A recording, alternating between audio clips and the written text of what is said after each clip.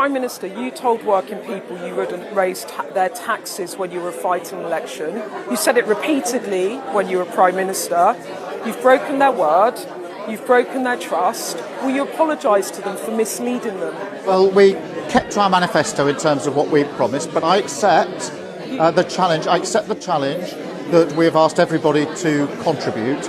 I want to be really clear why we've done that. That is because we need to protect our NHS to make sure that it's there for people when they need it and their families when they need it.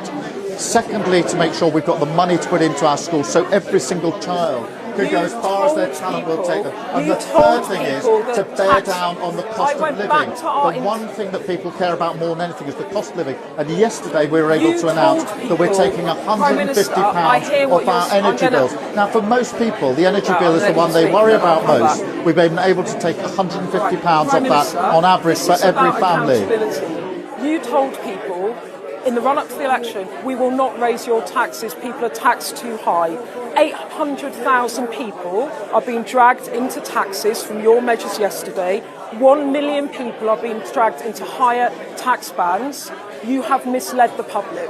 We have absolutely done the least possible we can. We've done it in a fair way. In a fair way. We have had headwinds this year, which were unpredictable. The OBR looked at productivity. Again, they reviewed the 15 years of productivity, and then, based on the failure of the last government, then downgraded forecasts as we go forward. But we are clear.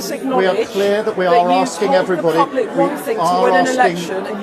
We are asking people to all make a contribution to this. We've kept it to the minimum, but we're really clear what's that for. It's for the NHS, which people care passionately about. Talk to anybody in this room. It's about what we need to spend on our schools, about children, and it's about keeping the cost of living down. Do you not accept that you've misled the public? You clearly don't agree with anything I'm saying. I think anybody would acknowledge that in the last 12 months there have been a number of headwinds which weren't expected. Nobody expected the OBR to re-review retrospectively. Your black hole was £6 billion quid and you raised taxes by 26 billion. They reviewed 15 years of productivity.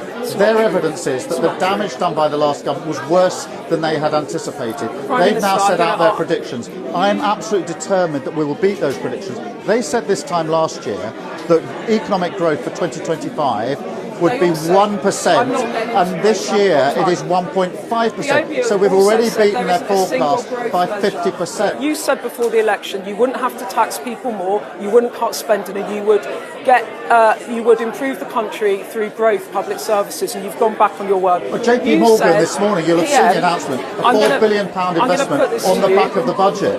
You said during the election that you wouldn't be able to pay for a lift in the child benefit cap. You said it's a difficult thing. I want to put it in my manifesto. We can't. I'm being honest with the public. We can't afford it because I don't want to put people's taxes up. You've done exactly the opposite. You've lost the confidence of this. Let me answer that,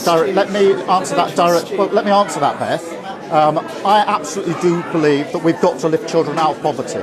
We've had a 2-child cap in place for the best part of 10 years. The net result of that is hundreds of thousands of children have been living in poverty. That has a massive impact on their health.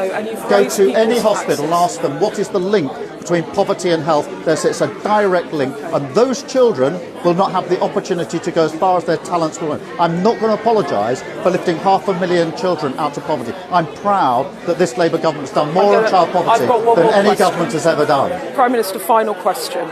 You said you would do politics differently. You would put country before party. Instead, you have done today something your party wanted to save your own skin. You are not a government of service. You're a government of service. I don't know how many interviews we've done between us, but I have repeatedly to you and everybody else for years said I want a Labour government to drive down child poverty. This is not a decision of the last few weeks or months. I have said that from the get-go. It's a moral mission, it is a personal mission. You and I have had interviews where I said I'm determined to drive down child poverty. It is impossible to argue that this is a position that's been adopted just in the last few weeks. It's been my long-standing ambition. I'm proud to be the Prime Minister that's done more on child poverty than any Prime Minister ever. And for those working people that you've just raised their taxes, what do you say to them? 3/4 of families that have children in poverty are working families. They are the working poor in modern Britain, and I want to end that. So no more massive tax rises afterwards? Well, we've done a lot to stabilise the economy. You've seen the headroom in the economy, and you've seen the market reaction to it. So it's clear that others think that the right measures have been put in place. All right, thank you so much. Thank you. Appreciate that. Thank you.